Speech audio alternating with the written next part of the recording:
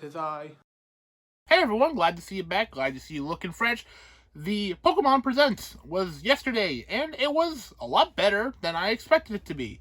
There were a lot of cool announcements. It was a lot longer than most of them are. Most of them are like 10 minutes, and some was like a half an hour, which is good because they had a lot of things to announce. Maybe this bodes well for a Nintendo Direct coming up. I don't know. I was just going to break down some of my favorite announcements and any other announcements that kind of were there, weren't really filler, but they did pad the running time to a sizable almost half hour, like I said. So yeah, let's just jump right into things here. Pokemon Unite, for a game that came out just a little while ago, seems to have a lot of support up front. There have been a lot of new Pokemon coming to the game. There's a lot of new balances. Already having Gardevoir come and already having Blissey come yesterday as well. Having two new Pokemon already announced in Mamoswine and Sylveon, I think is super duper cool. Mamoswine is a great choice. I love Mamoswine. Sylveon is a more obvious choice, but still a really good choice. Having Sylveon be the first evolution, I think is quite interesting. It makes sense because that's the only one without a opposite, or it's not part of a trio or anything. So that makes a lot of sense having it be there. I find it interesting that we didn't have an Eevee or an evolution already, considering Eevee's popularity in Japan. But that's besides the point. We're getting one now.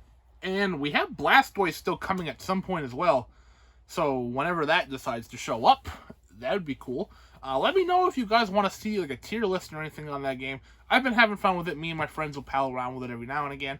I'm nothing great at the game, but I do enjoy it. We seem to all really enjoy it. But going on there, they announced the mobile version's coming out the next month. We all get a free Pikachu if we sign up for it, so I'll probably do that because I don't have Pikachu unlocked yet. I've only done him through the tutorial stuff and, play around with him when he's free. And then I'll never use the mobile version, but it does have crossplay, so that's really cool. So if you only have a phone, you don't have a Switch, right on. And then jumping into that, there's a lot of other mobile announcements. Go has been out for 5 years already, which is crazy. And we caught up. We're up to all the way to Gen 8 Pokemon, so that's nuts. Some Pokemon Masters EX stuff, which I don't play that game, so none of this made any sense to me. But cool, if you played it and you like it, that's dope. And also Pokemon Cafe Mix is getting a remaster. Not even a remaster, getting just an update with a new name, and that's weird. I feel like no one talks about that game because it just kind of came and went, but whatever, puzzle game. It doesn't even feel like a puzzle game because every time I played it, I literally put it on, and then I just swirled a bunch, and then I won. There's no challenge. Maybe if I play for like a sizable time and get to a later level, there might be some challenge, but as it is, there's nothing here. Yeah, if you enjoy it, that's neat. I don't know why they're changing the name, but they are. Then after that, we got into the big stuff, the stuff everyone was here for. So we got the remakes, Brilliant Diamond and Shining Pearl, coming out this November. They look good. Hot take, I think they look good still. A lot of people are mixed on it, and I'm not. I think they look good. I like the art style. I like that we're letting another team other than Game Freak do it. We'll get into a bit more on that in a little bit. And I like that it seems to be not exactly a one-for-one remake, but like pretty close. And people would ask, well, why does it justify existence then? Well, if it can run a little faster than Diamond and Pearl, that's a big step up already. And if it includes the Platinum stuff, excellent.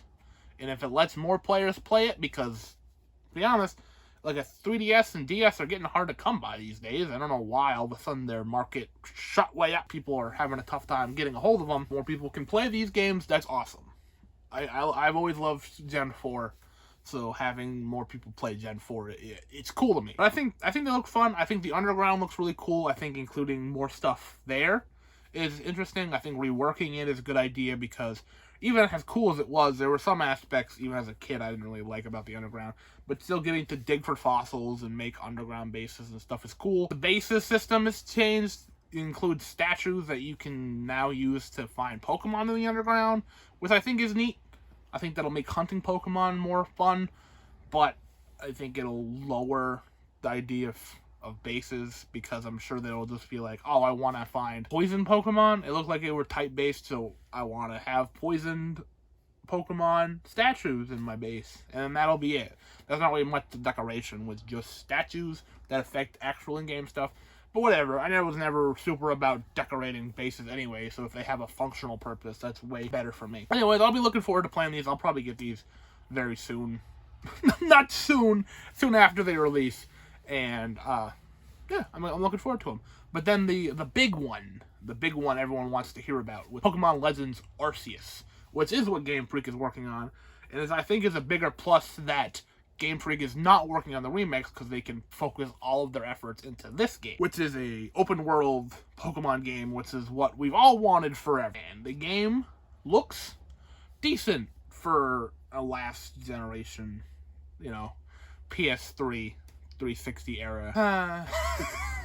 But still, it's not out yet. It looks a lot better than it did even when we first saw it. That's good. That 2 frames per second chingling is not in this trailer. Seeing what old Sinnoh looks like and seeing the new regional forms is really cool.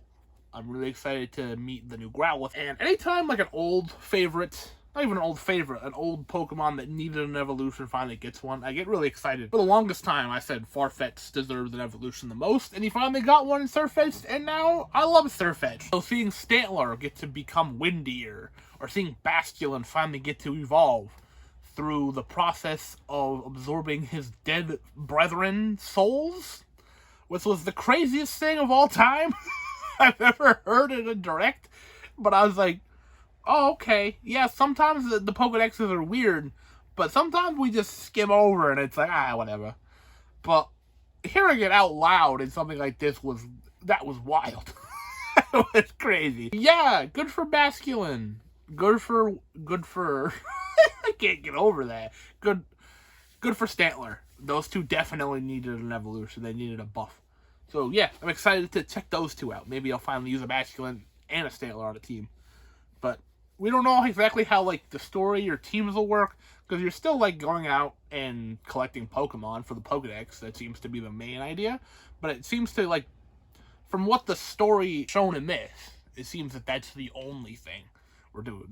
Doesn't seem to be a big bad evil team to stop. There doesn't seem to be a gym system to go through. There doesn't seem to be an Elite Four to take down. It just seems to be like we're only there to collect Pokemon, which is my favorite part of the game, so cool.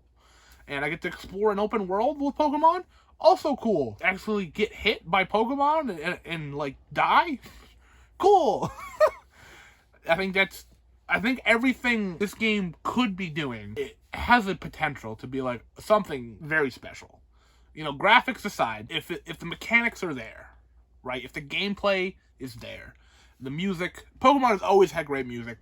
So if the music continues to be great here, and like I said, the story, all of that, if it all works, I think regardless of how it looks, the rest surrounding it, this could be something special. And I hope it's something special, and I hope it'll be the thing we've all wanted for so long. I'm looking forward to both of those. I'll definitely get both of those and play both of those.